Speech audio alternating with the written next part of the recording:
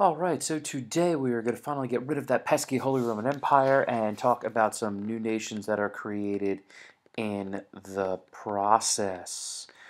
So here we go. So, of course, when last we left off, the Holy Roman Empire was dealing with the Reformation and Charles V. And what you see here, actually go back, what you see if I zoom in just a little bit there, yep. You can see the Holy Roman Empire by the 1600s. I mean, it's made up of all these like different types of areas, and there's lots of different types of people. And remember, after his death, Charles gave some to his brother and some to his son, which was Spain and stuff. And the Habsburgs themselves, they're kind of like in this area here because that's the Austria area of all of this. And really, it was set up to just kind of fall apart.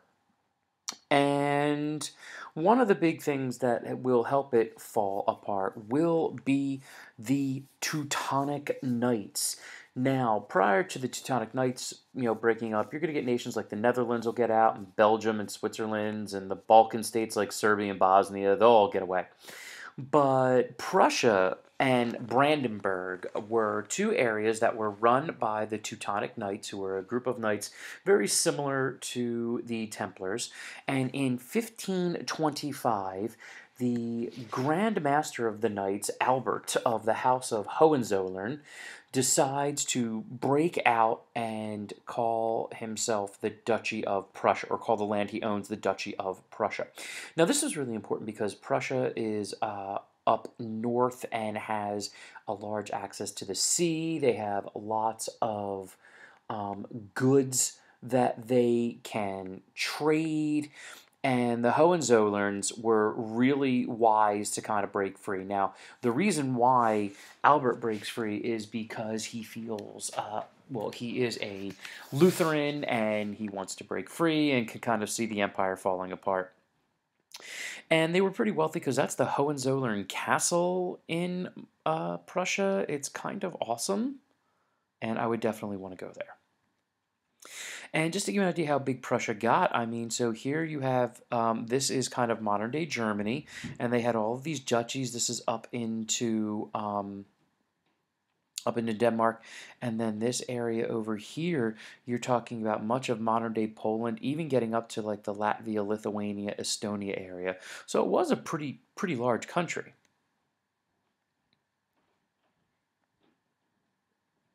Now, the guy that really took it to the greatest heights before it would become Germany was their greatest leader being Frederick II, also known as Frederick the Great. He is going to expand the borders, most notably knocking off Poland. He is going to completely revamp the school system, which is actually the basis for our school system today. Basically, the development of a elementary and high school, the concept that the German government would pay for schooling up until university, that the subjects that are taught are very broad, and not surprisingly, after this time, you really start to see German science, literature, and music go through the roof because they were also very well educated. He's going to be really big on religious toleration, and Prussia is going to kind of be the hit place to be if you're someone that's persecuted in France or Britain or the remnants of the Holy Roman Empire or Austria-Hungary. You're going to come to Prussia. And of course, he's really going to focus a lot on his military as well. And he's a guy that tried to fight against Poland, and eventually we said they being Prussia, will be a part of taking them down. Now, what Prussia is eventually going to beget will be Germany in the the second half of the 1800s. King Wilhelm, or William the First, becomes the king of Prussia. Now, his main guy that is going to really develop policy is a man by the name of Otto von Bismarck, who will be his prime minister, as you see a picture of him there on the right. And Bismarck believed in something known as realpolitik, and I have a quote by him which will make you understand what he was all about. The great questions of the day will not be settled by speeches or majority of votes, but by blood and iron. It kind of reminded me of another one, as you can see here, An Ant Has No Quarrel with the Boot by Loki. But you're going to see this guy is pretty intense. The big thing that he wanted to do was to unify Germany. So throughout the 1860s, particularly from 1866 really to 1871, he is going to pick wars with Denmark, Austria, and France. And in each one of those years, he is going to gain land to unify the German peoples. Now, the excuses that he used is that he moved on all of these nations so that the people that were German or ethnically German in those countries could be protected. Sounds a little bit like Hitler, because Hitler's going to do the same thing. And by 1871, Germany will officially be created, and they will be an empire, and the first leader of it will be the now Kaiser, not King Kaiser, which is like emperor because it's from the word Caesar. Now, something else that they do is he forges some alliances, particularly with Russia and Austria-Hungary, called the Three Emperors League. And the idea is that the Emperors League was to make sure that with all this craziness of democracy going around, that they'll have none of that. And as you can see here on the empire, he does make it quite large. And by 1871, so Prussia was all the light stuff. Then they're going to go against Denmark, and they're going to take all this stuff from Denmark. And then they're going to go into Austria, and they're going to take this stuff from Austria over here. And then they're going to bang out this stuff from the French. Now, the other big thing is he's going to revamp the banking system to keep Germany out of debt, which would be important, but also banks would be encouraged to give loans to industry and businesses, which will help them with their economics. He's also going to start something called Culture Kampf, or a culture war, which was basically eliminating anything that could challenge the power of the German emperor. So, for instance, they kick out the Jesuits in 1872. They increase the power of the Lutheran clergy, but try to boot all the Catholics.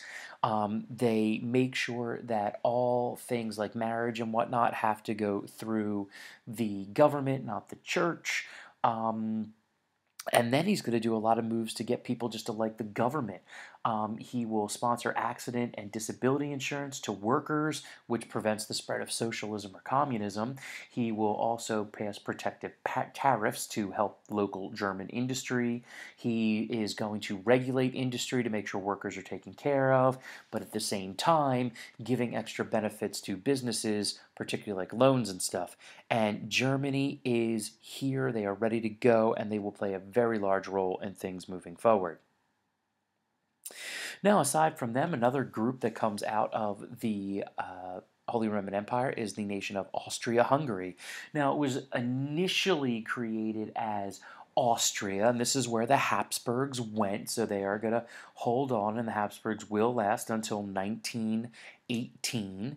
Now, the tough thing for them is that they were in a multi-ethnic empire. So they had Serbs and Croats and Bosnians in here. You also had the Hungarians, which is going to make it very, very difficult to deal with. If you look on the notes, I tell you they are often dealing with the Slavic peoples who wanted to break away, and then Russia was constantly interfering. And in the end, they actually, lose Bulgaria, Serbia, and Montenegro, as well as Bosnia, and this is going to cause problems later in World War II. Eventually, their biggest issue is dealing with the Hungarians, and what they had to do is in 1867 cut a deal with the Hungarians and actually create Austria-Hungary, the nation, in 1867. And basically what you had was a nation in which there was like two nations within a nation. Austria had their Habsburg kings, and they did everything they wanted to do, or they were actually emperors. And then Hungary had its own king, and they dealt with their own affairs. Now, international affairs were kind of led from the Austrian side, but it was this kind of two-in-one country. As you can see, their official flag on the left is Austria, on the right is Hungary, and actually today their flags are pretty much the same, just get rid of the crowns. But this empire is really going to be very problematic. They're going to struggle with a lot of things economically because they're going to be landlocked, and we'll see it will lead to problems as well.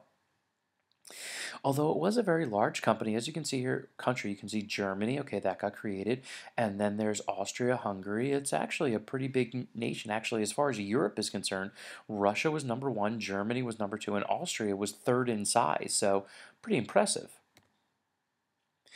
Finally, and the other thing coming out of the Holy Roman Empire is the creation of Italy. And if you remember when last we left, the Italians were basically set up in city-states, and the problem for them is they were constantly being attacked by the French or the Austrians or the Germans, and they never really had a lot of freedom until the 1860s and 70s. What the key guys here was the city-state of Piedmont, Sardinia, which was really led by their Prime Minister, Camillo Cavour. Yeah, we got actually some pictures there. There's Camillo, looking like just chill. Okay, as well as their king, Victor Emmanuel II. That's this guy over here. What a mustache. That's all I'm saying. I can't even beat that. So these guys would lead a movement in which they wanted to unify the Italian people in one country and push out the Austrians and other folks like that. And they would be very successful in northern Italy trying to dominate, and slowly but surely they would win battles. Now, at the same time, there was a guy in southern Italy by the name of Giuseppe Garibaldi, that's this guy over here, who was also leading a revolutionary movement, and he was able to conquer much of southern Italy. Now, initially it was thought that these guys might actually end up going to civil war and that you would actually have an Italian war before they got unified, but in the end, Garibaldi stepped back from power and gave everything that he had conquered to Victor Emmanuel and Cavour in 1860, and from 1860 to 1880 they slowly get a couple little city-states in, and the last one to come in would be Venice in 1880, and that boot of Italy is created as we know it. So despite the fact that you have the fall of the Holy Roman Empire, finally you did get the creation of three and a bunch of other countries that would make Europe much more interesting and dynamic moving forward. All right, guys, get your comments and questions, and I'll see you soon.